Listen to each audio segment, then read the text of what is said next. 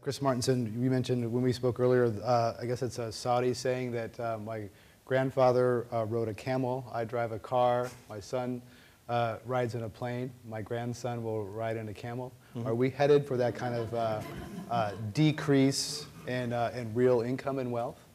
A shrinking of the American standard of living? Is this the Back to the Future situation? It will be if we're not careful, and I'm worried that we're going to default. So there's two concepts I like to tease apart.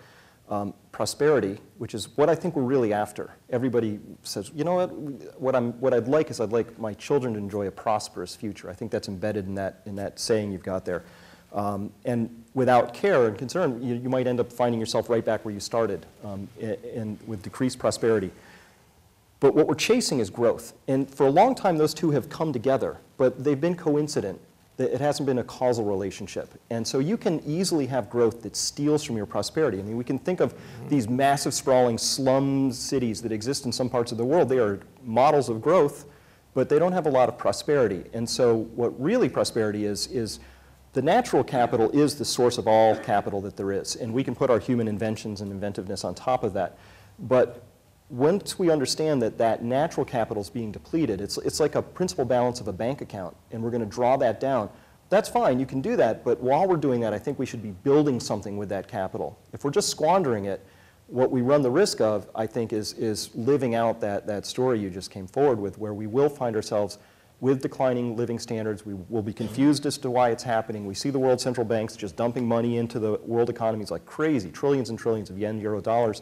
And still the world isn't sparking back to life. And part of the explanation for that, I believe, is in the energy story, looking at where we are with energy costs.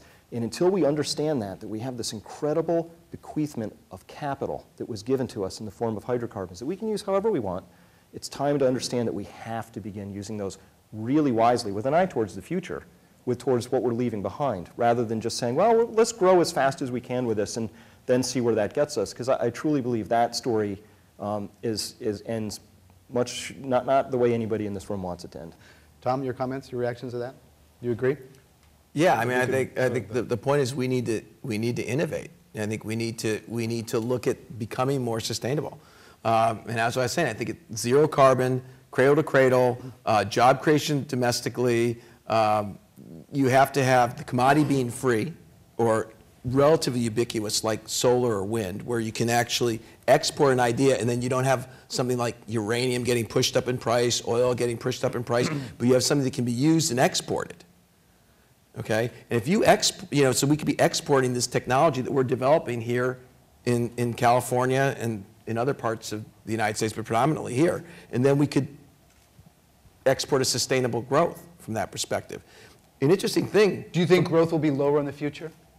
I think growth is going to be lower for a while. A new normal? Yeah, I think there will be a new normal.